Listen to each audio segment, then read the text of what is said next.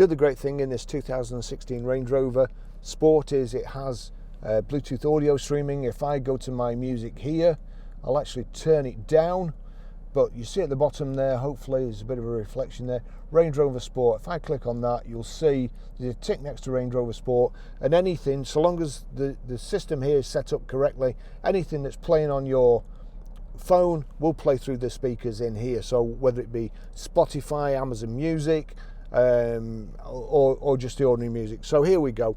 We'll go to the music symbol there, and you'll see it's already on my phone. If it's not, you see that plus there, that's not always showing. I'll just show you why.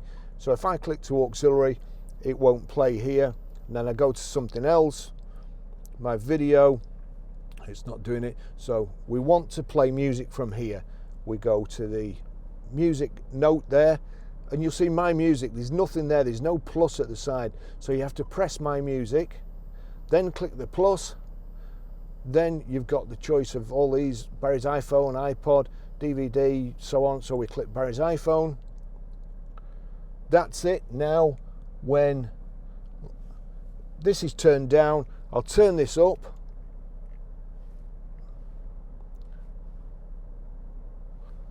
That's turned up, and then it's a very good system.